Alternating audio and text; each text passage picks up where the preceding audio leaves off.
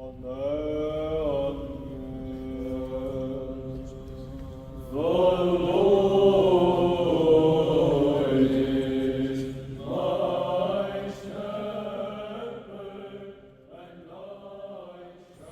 this day in the Holy Orthodox Church we commemorate the 7 Maccabees, their mother Solomania, and Eleazar the priest. They all suffered for the purity of the faith of Israel under King Antiochus, called by some Epiphanos, the enlightened one, and by others Epimanes, the insane one, because of the great sins in Jerusalem, and especially the vying over priestly authority and crimes committed during the occasion of this struggle. God permitted a great calamity on the holy city. After that, Antiochus wanted by any means to impose upon the Jews the idolatry of the Hellenes, in place of their faith in the one living God, and he did everything toward this goal. Assisting Antiochus in his intention were some treacherous high priests and other elders of Jerusalem. On one occasion, King Antiochus himself came to Jerusalem and ordered that all Jews eat the meat of swine contrary to the law of Moses, for eating pork was an apparent sign that one has disowned the faith of Israel. The elder Eleazar, a priest and one of the 70 translators of the Old Testament into the Greek language, the Septuagint, would not partake of pork. Because of that, Eleazar was tortured and burned. Returning to Antioch, the king took with him the 7 sons called the Maccabees and their mother Solomania. The 7 Maccabean brothers were called Avim, Antonius, Eleazar, Gurius, Evsaban, Achim, and Marcellus. Before the eyes of their mother, the wicked king tortured the sons, one by one, ripping the skin from their faces and afterward casting them into the fire. They all bravely endured torture and death, but they did not disown their faith. Finally, when the mother saw her last son, the 3-year-old, in the fire, she leapt into the flames and was consumed in the fire, rendering her soul to God. They all suffered honorably for the faith in the one living God, about 180 years before Christ. On this day we also commemorate the procession of the Honorable Cross. This feast was instituted by a mutual agreement of the Greeks and Russians at the time of the Greek Emperor Emmanuel and the Russian Prince Andrew, in commemoration of the simultaneous victories of the Russians over the Bulgarians and the Greeks over the Saracens. In both of these battles, crosses were carried by the armies from which heavenly rays shone. It was therefore instituted that on August 1st the cross be carried first to the middle of the Church of the Divine Wisdom, Hagia Sophia, and after that along the streets for the people to venerate, as a commemoration of the miraculous help of the cross in previous battles. This was not an ordinary cross, but the true honorable cross which was kept in the church of the imperial court. On July 31st, the honorable cross was carried from the imperial court to the Church of the Holy Wisdom of God, and from there it was carried along the streets for the consecration of the earth and the air. Finally, on August 14th, it was again returned to the Church of the Imperial Palace. On this day, we also commemorate the 9 holy martyrs. The names of these martyrs were Leontius, Attis, Alexander, Sindinus, Minusithius, Kyriacus, Menaeus, Countenance, and Evcleus. Leontius was a carpenter and the others were farmers. Because of their bold confession of the faith of Christ and because of their destruction of the temple of Artemis, they were cruelly tortured and beheaded in Perga of Pamphylia during the reign of Diocletian, and became heirs of the kingdom of Christ. Hymn of Praise, the Honorable Cross of Christ. The Honorable Cross of Christ, before it all honorably prostrate, by the power of the cross of Christ. From temptation we are redeemed. The Holy Cross is mightier than the demons, and from every earthly king.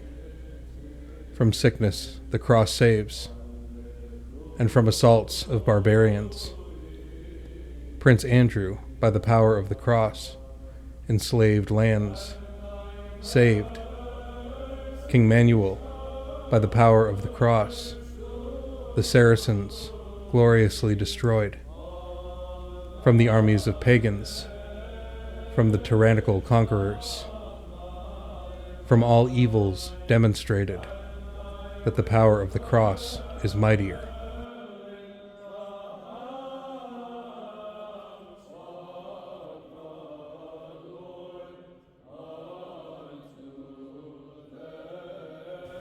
Reflection.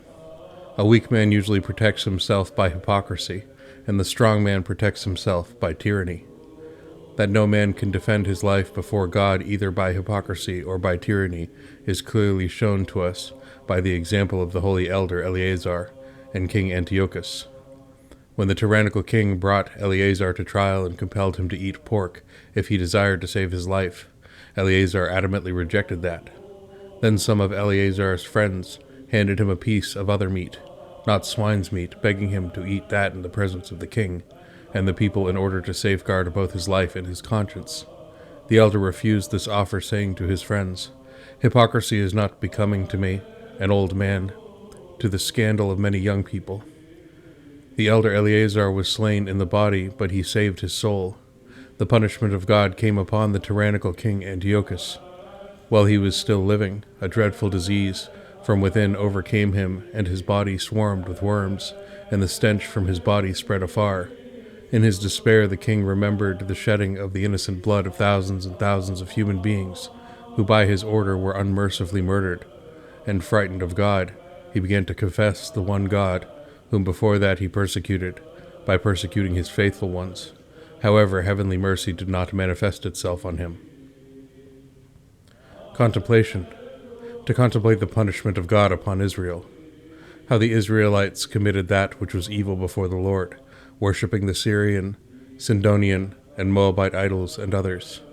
How the Lord handed them over in bondage to the Philistines, who for 18 years trampled upon them and crushed them. How dreadful is the Lord toward the apostates from the true faith. Homily about prophetic visions. The vision of Isaiah, the son of Amos. He who has understanding can know the one and the true God. He who is without understanding, let him listen to the one who understands, and the one who understands and the other who listens will be saved. It is possible to clearly know God from created nature, and still more clearly from the inspired men of God, and most clearly from the Lord Christ. The inspired men of God before Christ were the prophets. Among the first was Isaiah, the son of Amos. The Spirit of God opened his sight, and he saw that which other men did not see. That is why he called his message to his people a vision, or an apparition. How the prophets saw the heavenly mysteries and the mysteries of future events cannot be described. That can only be experienced by those to whom God gives that gift. The visions of the holy prophets are true, for these words and those heavenly appearances from these visions have actually been confirmed later on. They are true because they served for the good of men, turning them from evil to good.